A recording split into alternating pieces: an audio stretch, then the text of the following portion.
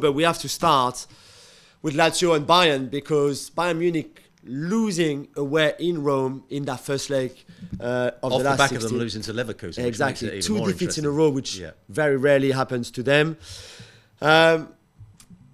Let's say not everything was bad in the performances. Certainly in the first half they started well, but then that second half was shockingly bad.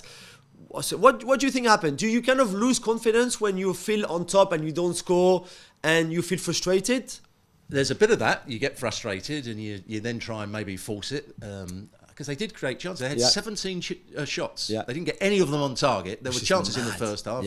Harry Kane should have scored when Muller played it back to him. I think Musiala should have scored. So they were built up, and that was brilliant build-up play. That was the best build-up play we saw from in the game. But in the second half, I think Lazio also gained confidence. Having kept a clean sheet in the first half, they then defended much better, they defended tighter, and there was just there was nothing creative about Bayern Munich in the second half. The two, when I see Bayern Munich at their best, it's when their wide players are going past people, their wide players are getting turned, but it was all a little bit narrow in the front areas. Yeah, definitely. And I wonder sometimes with Muller coming back into the side, whether that just hinders one or two of the other players. Musiala had to go that little bit wider, which I don't think he's a wide player. I think Musiala needs to be in the number 10 position. Muller likes to make runs into the box, but he's not that creative with his passing or doesn't make things. He doesn't dribble past people. So I think they were slightly hindered by him coming back into the side. But he had his, what I would say, his best midfield. Kimmich and Goretzka in there. But there was just a lack of creativity in the second half. Yeah, I think, to be fair, the injuries to Gnabry and Coman are a blow for that. Massive, the pace, massive. Especially against a low block like that. Yeah.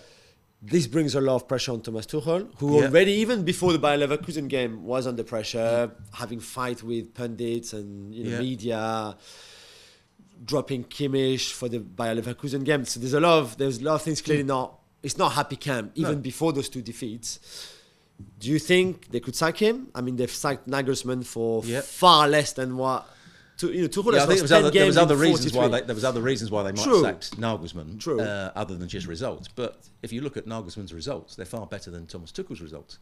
Thomas Tuchel got lucky last season, at the end of last season. When he took over, the very first game he took over was against Dortmund. And the goalkeeper for Dortmund makes a horrendous blunder in the 10th minute or something, and they go on and cruise and win the game, and everything's rosy in the Bayern garden.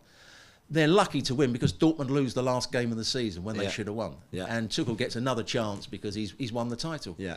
But this has been a poor season so far. They've spent money on a top class striker in Harry Kane, who's scored a lot of goals.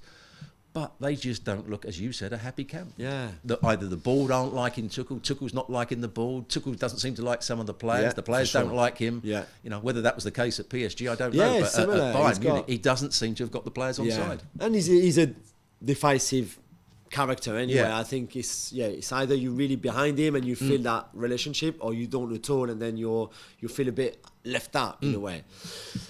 We will talk about Upamecano's crazy tackle as well, and you as a former player and as a former manager, what you make of that.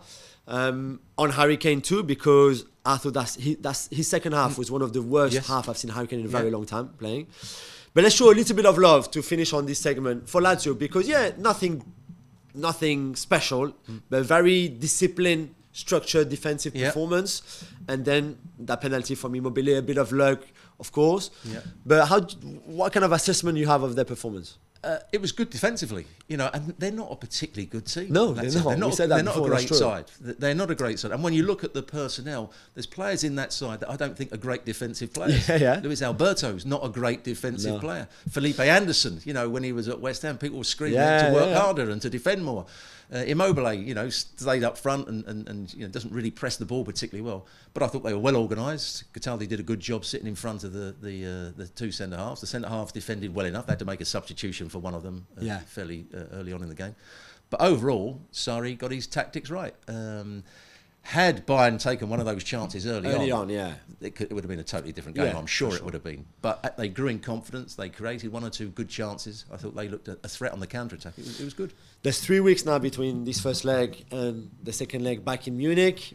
A 1-0 defeat from the first leg can easily be overturned, right? Or do you think that Lazio can kind of reproduce the same game and cause an even bigger upset by knocking them out? I don't think Lazio are good enough to do it over two games. I think that Bayern Munich will win the game.